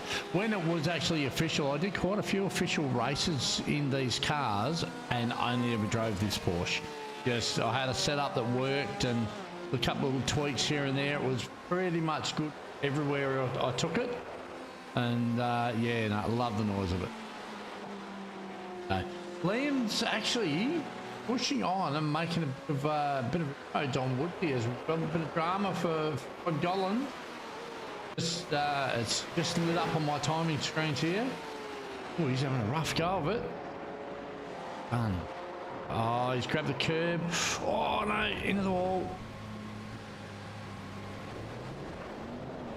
Oh look, and it really pulls your heartstrings when you get, you know. Oh, Haycock going really, sorry to interrupt you, Haycock going really wide there onto gravel. I think he managed to pretty much keep his foot on it, but that is going to hurt his run down through Blanchemont and to the chicane, and this is going to give Adams a really good opportunity to attack him into chicane. Haycock running right through Blanchemont there as well, and going really defensive into chicane, defending fresh air, and that's going to compromise him through here. Gets onto the big sausage curb, and that sends the rear of the car into a slide, breaking traction, and Adams able to get a good run here, but Haycock goes defensive down towards first chicane. Eventually he pulls out wide, thinking Adams isn't going to make the move, and he is correct. Adams going to try and get a better run through La Source in down to Eau Rouge. Can he get a better run for Radion? Haycock has been good through here, we've seen it. He's been challenging the extremities of the track, but not crossing the line to getting a slowdown. But Adams gets a better run through there. Plus, the power of the slipstream is going to pull out Liam, making his defensive play very obvious very early. He's going to sit in the middle of the track, force Adams to pick a lane, goes to the outside, not able to make his way through Lecombe. So now they will take this steep descent down through Rivage. What this is doing, the battle these two guys are putting on right now, it's absolutely taking the pressure off of Woodsy. They were down to just over 2 second gap. That's blown out to 3.5 seconds for Liam over Paul Woods, or Woodsy over Liam. So this battle's really intensified with what have we got? 8.5 minutes to go. That's almost going to lock Woodsy into a top 5 if these guys keep battling the way they're going. It's, yeah, I guess they're at the point of the race now where strategy goes out the window when you Liam onto the dirt, gets the rear loose. It's going to make him loose for the run down the back stretch. So here we go, Jeff Adams is going to be all over him. Probably not the easiest bit of track to get a pass done though, is it, Liam? Not just here, but the run down to the hairpin from here. Yeah, you sort of don't have that much time after going through Blanchimont to sort of set yourself up for the hairpin, so it can be hard to figure out what the car ahead is doing and get to a position where you feel comfortable making the move, but you don't really need to. If you can get a better run through the chicane, the better overtaking spot really is up at the top of the hill on the run down the Kemmel Straight. It's all about setting yourself up there, because if you get the move done and you don't pull away, the other car's just going to get benefit of the slipstream and they're going to be able to attack you into Les Combes. But what I will say is you can really see how much Liam Haycock is really just ragging the hell out of that car.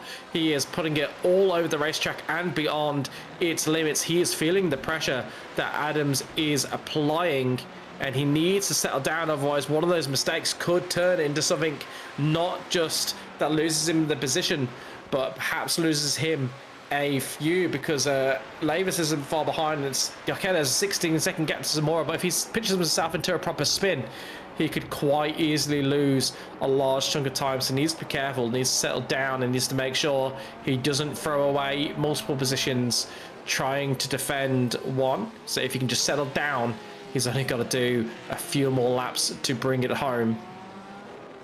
Don't want to see him throw his Chevrolet at the wall now, but he has looked for the last couple of laps like he is a threat of doing that. Gotta say, Paul Wood doing an incredible job in 5th place. He's up 13 spots. His pace is terrific at this point of the race. He's really maximized his result, and he's looking very safe in that 5th space right now. Smitke did an excellent job in 4th as well. Grosch, incredible in 3rd. The only guy, I mean, significantly quicker than Smitke and Wood, but not as quick as Bull and Woods out front, who have only got a few minutes to turn this into a confirmed podium and victory if your name is Bull. And I don't think there's any threat of him throwing it at the wall. He has been utterly sublime. And he did this only a couple of weeks ago. Let me find the results here from... Oh, where's his name there? At the Bend, you might remember, I think he blew out to, was it nearly a minute lead by the end of the race? It was absolutely in a class of his own at the Bend, and it turned up last week and had a DNF, I think, from memory. Yeah, he did too. So he qualified 3rd at Adelaide and DNF'd it, and only put one point in the bank. So he... 2 wins and what basically amounts to 2 drop rounds for Stephen Bull now, because he didn't race round 1 at Silverstone, and yeah, he had the DNF last week. So if he wants to claw his way back in the championship, and he's absolutely, you know, like with tonight's result, he'd be mad not to press on. It won't look like he's doing anything in the championship until we get to the last, probably the round 8 or 9, when the points will shake out with all the drop rounds being added to the other drivers and stuff. But yeah, when he finishes a race, he's certainly dominant. He's had a great run tonight, but Ben Woods has been super consistent this season so far. He's 2nd in round 1, 5th in the 6th. So he's actually leading the championship over Brandon Grosch by 1 point just at the minute coming into this race. And yeah, Brandon's finished behind him, so that should solidify his points gap over Brandon by a couple of points. And yeah, but definitely Stephen Bull has got the pace at the moment. He's just got to finish races. And he's certainly looking like finishing this one at the head. Got to call out Haycock, had a brilliant lap last time round, able to put 1.5 seconds between himself and Jeff Adams. So he has broken that threat from behind right now. If he can keep it clean to the end, should be able to see this one through. 1.5 seconds, gonna be tough to close in with only a few laps to go without Haycock assisting, and he was significantly quicker than Paul Wood on the last lap as well. So that hope hasn't completely diminished. It's a tall order. He's going to need to absolutely blitz it, but right now Haycock putting in the laps he needs to solidify 6th place and defend from Jeff Adams. And if anything, Adams now coming under pressure from Adam Lavis, who's only 1.2 seconds behind, whereas Adams is now 2 seconds behind Liam Haycock. So quickly the attention for Adams is going to be in his rearview mirror rather than looking ahead. Oh, that's. I thought that might have been Zamora behind you, but no, that's Ed Rollo. Eduardo, not Eduardo Zamora or Eduardo Rollo or Edward Zamora. No, that's Edward Rollo. Sorry, trying to be a comedian.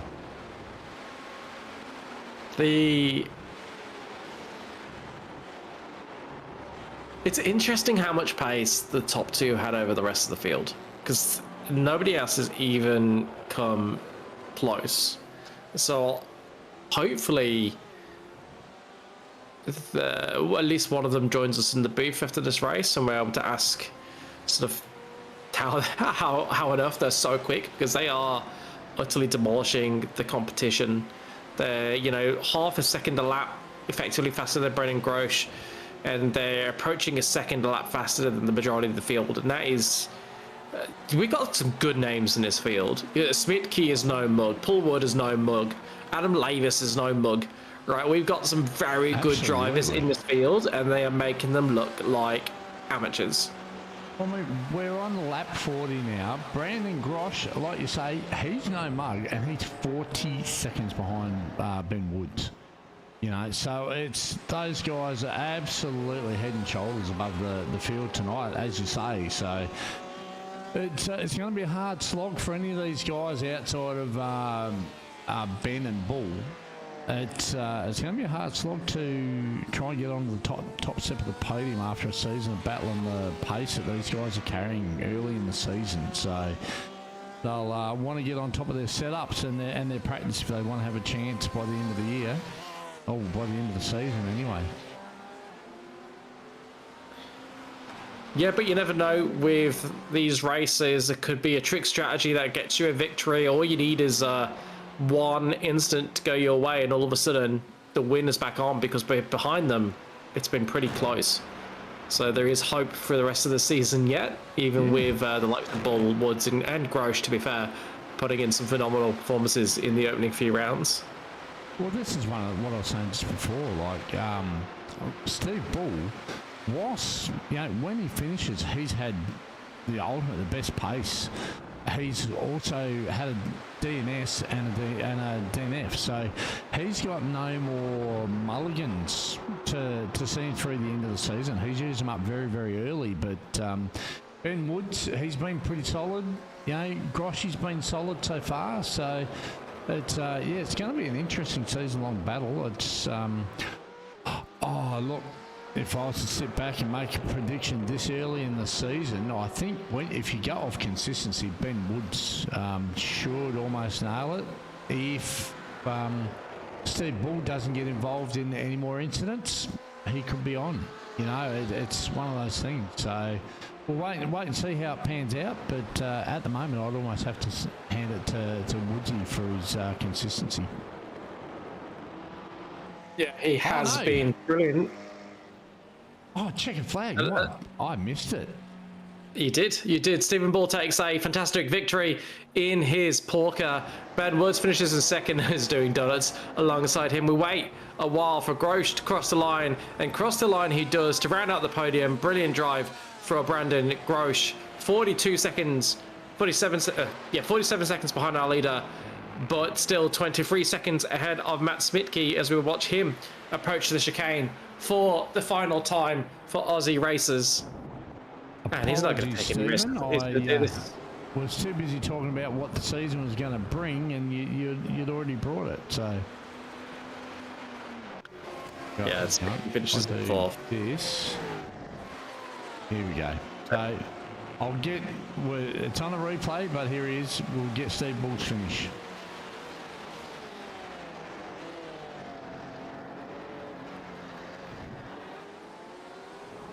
There we go.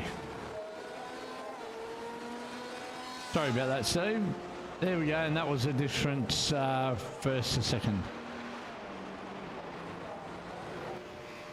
Yes, and in the end, Stephen Bull did take the fastest lap with a 2:13.4 compared to a 2:13.6 for Ben Woods to take those bragging rights. A little bit further down, we saw that big battle And Paul Wood did finish in 5th place, 1.9 seconds ahead of Liam Haycock, who beat out Jeff Adams to the tune of 2.4 seconds, who in turn was 2 seconds ahead of Adam Lavis.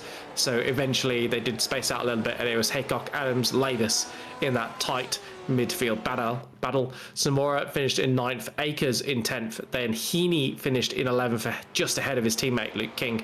Ronnie Gollan finished in 13th, then it was Wayne Taylor and Russell Gander in 15th, and a confirmation of the finishing order is on your screen now. So the top 18 will all be qualified. Those below that will not take home any points, and we have been joined in the commentary box by our top 2, and Liam Haycock, who finished in 6th place. We'll start off by talking to our winner of the race, Stephen Bull. Stephen, absolutely incredible race. Congratulations on the victory. Where did you find that pace from? Because you and Woods were miles clear of the rest of the pack. Yeah, plenty of setup work this week round compared to last week. I actually ended up going back to one of the first setups I made sort of in practice, realising that it was one of the better ones. And then also just having done a full stint in Pracky, I knew tyre wear was going to be an issue at the end, and so sort of tuning it a bit for that to keep the pace up the whole way. I think that sort of helped toward the end. Yeah, it was really tight. I'm wise between yourself and Woods. It seemed like you weren't really able to grow the gap for most of that first stint, and then right at the end of the stint and through pit lane, you managed to pull a few crucial seconds, which meant that there was no chance for Woods to come back at you in the second stint. What was do you know what the story was there? I think that's more the car than the driver. The Porsche just seems to really come alive in the second half of the stint. So, sort of, 30 minutes through 60 minutes into the race, I think that's about when I was actually pulling a gap there, and that was just sort of when the car was in its prime. And then after the pit stop, I think a bit of drop off in the tyre wear brought the vet back into it, and then we were sort of just matching lap times again. Yeah, and final question before I let you go to celebrate your victory. You're very well placed, but precariously placed in the championship, because you've effectively got 2 victories and what will hopefully be, for your sake, be 2 of your drop rounds. What are your hopes for the rest of the championship? Do you think you can keep consistency going and get to the end battling for the title, or do you think those 2 sort of poor results are really going to hurt you come the end of the season? I'll definitely in the hunt for it. I'm going to give it a go, but yeah, as you mentioned, basically 2 drop rounds done already, so it's just going to be a case of trying to make a few more nights like these and just keeping the nose clean. Yeah, excellent. Well, best of luck for you for the rest of the season. Hopefully, for your sake, you see it through, and go enjoy your weekend. Thanks, guys. And we'll head on now to Woodsy. Woodsy, for your sake, hopefully he doesn't do that. Didn't quite have enough to beat out Steven today, but you still had incredible pace. The 2 of you were half a second a lap faster than Grosh, a second a lap faster than the majority of the field. So I'll ask you the same question. Where did that pace come from? I'm not too sure. I'm just gelling with these cars, really. All I really did for this week's race is I went to the GTE series Discord and obtained a zip folder of about 800 setups for over the past couple of years, and just lobbed one on last night, did a few laps, but this feels good. We'll see what happens tomorrow. I knew if I didn't get in front of Steven early, though, just because of the fuel difference between the cars, I knew I was going to get gapped in the pit stop. But it was a fun race. So both had mega pace over the field, so I'm happy with that. Do you think?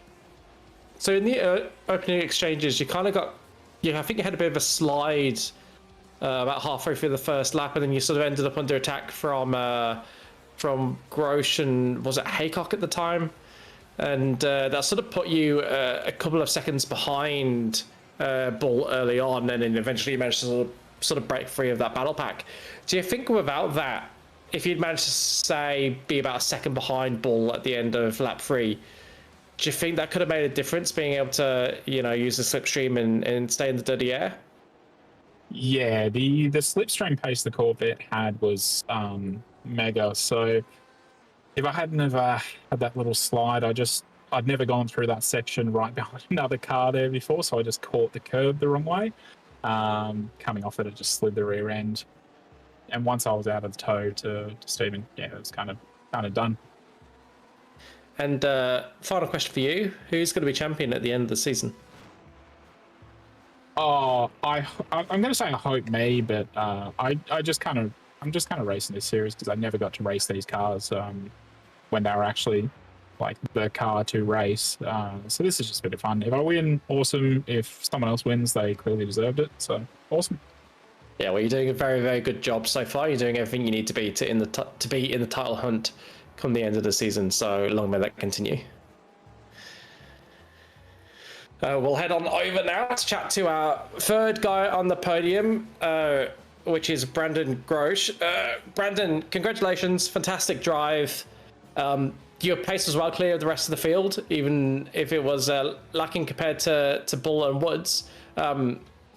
Where do you think that, I've asked this question basically 3 times now, where do you think that pace gap of about half a second to the top 2 comes from? Is there anything you can do to address that? To be honest, I have no idea. I went through about 5 different setups, and similar to Ben, I went to the GTE Discord and downloaded all their previous setups. But I just managed to strike one just before qualifying start that I seemed to like. Made a couple of changes before the race start and said, see what happens. And what happened was a very, very strong podium. Did you get a good read for what the difference was between the Porsche and the Chevrolet in this race? A little bit, yeah.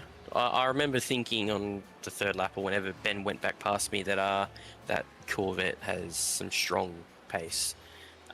I wanted to blame it on the Porsche, but then I had to remember that Steven's also in a Porsche and is blistering quick.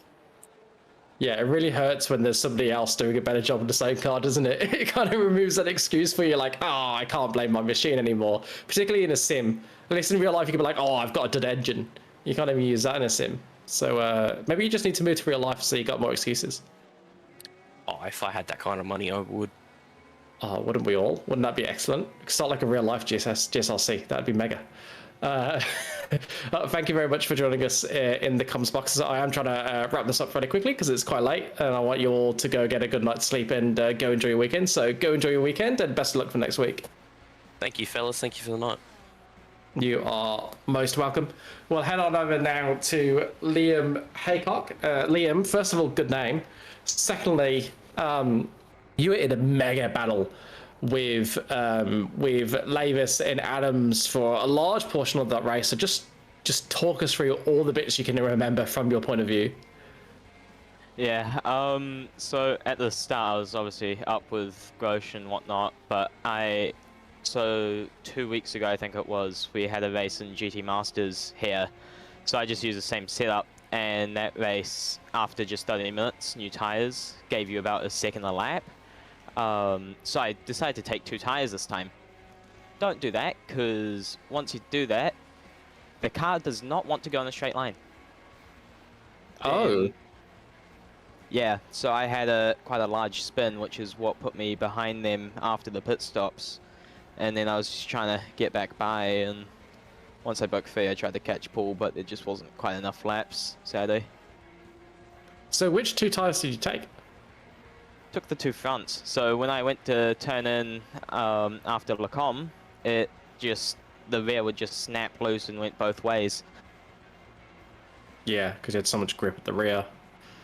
Ah, that sucks for you. That yeah, that's a real shame. Would have been good to see Grosh face a bit of trouble for that podium because he had a bit of a lonely race. So I dare say he would have even liked to have you up there. But on the plus side, you had some really good battles.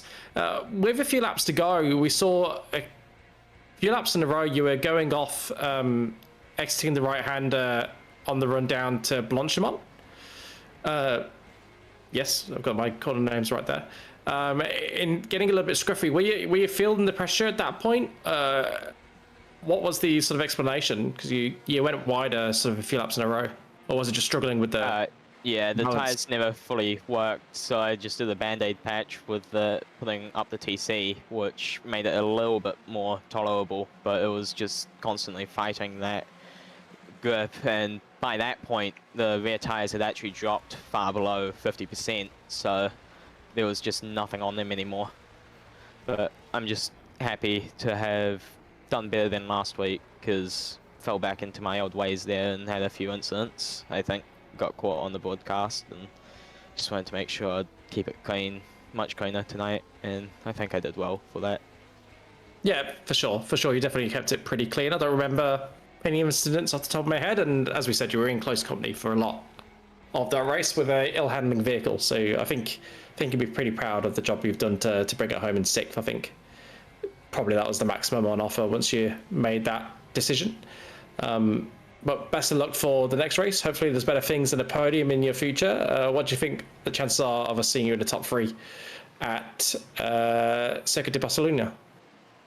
Not sure. Depends on how everyone else goes. I'm quite a mixed bag at Barcelona, depending on the car. But yeah, thank you. Yeah, and go enjoy your weekend. Now we'll speak to Greg. Have we got you? Yeah, I'm here. I just have the mic on mute. Yeah, excellent. Last driver to join us in the booth for tonight. You had your teammate breathing down your neck for the entirety of the final stint. How was that? Were you chatting over comms? Was there any thought about letting him through? Or I did mention to Luke that if you're faster than me, I'll let you have it. But he was quite happy and content to sit behind me for that one. So yeah, he was just cruising along. He jumped me in the pits because I decided to throw 4 tyres at it. And to be honest, I'm glad I did. But yeah, it was just trying to chase the gap in front, which I think was to Rodney, I think. And then he ended up looping it at the end, coming out of Lacombe corner at the end of the Kemmel, which basically meant Luke and I could get past him. And then it was just a matter of maintaining the gap to the end, which we managed to hold out. And then I think he had a bit of a whoopsie coming out of Curve Paul Ferrer. So I said to Luke a couple laps before, I said, because we had a decent gap either way, I said we should orchestrate a photo finish here. And being that Rodney made a mistake, we were able to do that. Otherwise, it was just going to be a line of stern finish. it's always nice when you can do those little team efforts. A question I haven't asked tonight, so I'll ask you, is how was this car and track combination? Oh, look, I enjoy the track. I haven't driven the GTE around here in Anger before, so it was actually, for me, it was actually quite enjoyable. I mean, it's certainly one of those tracks where you can just focus in and just maintain hitting all your lines and stuff, and just maintaining the rage really, and just trying not to turn the thing around. So I was just focused in, but yeah, unfortunately, when I ended up dropping off the back of Mav and Jeff, and eventually getting gobbled up by Paul, because that BMW, for whatever reason, was ridiculously fast in a straight line, I then just fell back behind him because I dropped out of the tow. So it was, all right, well, my pit window's open. I'm going to pit, take tyres, and see where we end up in the wash. Yeah, I think that was probably the right call at that point, and it worked out all right for you. Yeah, it was a much better result than I had last week, so I'm happy with that. Yeah. And my final question for you is, would you like to help us do the wheelie spin? Sure, why not? Why not? Joe, if you could bring up the magic circle, that would be excellent. Absolutely, I can do that. Got it ready to go right here. All right, take us away, Greg. Alrighty, so make sure I'm actually watching it on the thing instead of watching it on my YouTube stream. I should catch up, shouldn't I? Well, what are we going? We're going IndyCar. Oh, another fast IndyCar. blast around the mountain again, like the F1 last week. So now here's the question: which IndyCar is that one? Is that the big one, the 18? IR18, yeah. Yeah, that should get a few bums on seats. That's going to be some pretty decent lap times, I reckon. Yeah, And that's going to be fun through down the top of the mountain. Yep. Yes, that it will. Yep. And Yep, the good thing is, even though it's going to be run on a fixed setup or one of Joe's curated setups, we can still toy with the roll bars. Yes. Yeah, just for fuel loads and that sort of stuff. So it's we've run the IndyCar around the mountain before, and it's really, really different because it's so stiffly sprung and doesn't quite have the downforce of your typical open wheel car in road form. It makes for an interesting drive. Like, it's really, really fast up and down the straights, but you get it across the top and it needs a lot of finesse. So, yeah, it should be a fun race. I won't be there yet again. I'm actually heading up to the Cricket Boys race up at the Perth Motorplex tomorrow night for the final night of the Speed Week series. So, but that server will be ready and raring to go before I head out the driveway. Excellent. That should be great fun tomorrow. And to find out what's great fun over the rest of the week, let's pull up the schedule. So, tomorrow night, it is the MtnMen, as we saw from the wheelie spin. It is the IndyCar around Bathurst for 32 laps, starting at 8:30 p.m. Australian Eastern Standard Time. Then on Monday, we have our next broadcast event. It is the Wings and Slicks live from Laguna Seca for sprint races, followed by the GT Freeze having sprint races at Adelaide Street Circuit, and the Pro and Pro-Am splits will be broadcast on Monday. Then on Tuesday, we have the Downforce Legends, the Radical SR8 at Brands Hatch for 2 sprint races, followed by the Lotus 7. Is this not the stick in my head? The 69? 79? 79. Lotus 79, Liam. 79. Get 69. 79 was in my head. I always doubt it when I go to say it. Lotus 79 for 2 sprint races at the Legacy Silverstone Circuit. Then on Wednesday, we have the Aussie Legends at Sebring International Raceway, followed by the V8 Supercars live from Sebring. Then on Thursday, it says broadcast, but the broadcast may not be live. I'm not sure at this point. If it is not live, there will be a catch-up broadcast. And it is the GT4s live from Portland International Raceway for sprint races, followed by the Porsche Cup with a regular 40-minute race at Sebring.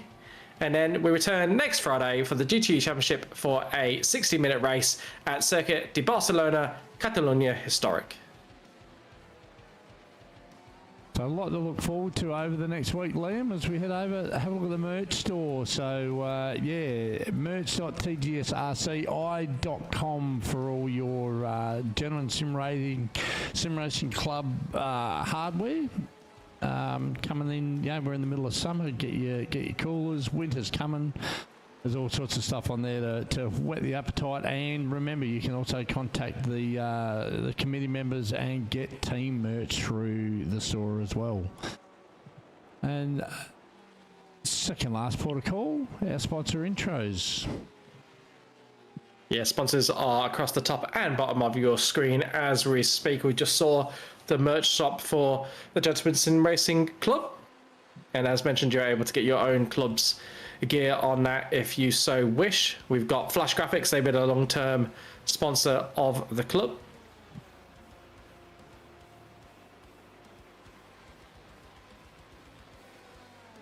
I don't know if we could speed up the graphic at the bottom. If we can't, I'm going to go off the graphics at the top. We've got Waste Options, who sponsor our Monday night offerings. We've got Trophy AI, who sponsor our supercars. We've got Disruptive Labs, who are our first ever club sponsor. So they sponsor the club as a whole rather than individual series, and they do sponsor this series, the GTE, as well. And I believe that might be it for this season in terms of our sponsors. I'm not sure if you missed it or not. Trophy AI as well for the show. No, I said Trophy AI. I got them in there. Got Trophy AI, I did. Yep, I just talked very quickly. Yeah, that'd be it. That'll be it. And I've been focusing on a race car for the last hour and a half. Don't worry, Yeah, I Liam, think we all, you talk I think we quickly all and need to Greg sleep. listen slowly. Yeah, we all need to sleep. We're all tired, We do. as are you at home. Thank you very much for watching. It's been a pleasure bringing you the GTEs each Friday. We'll return next week. Until then, from all of us here at the GSRC, good night.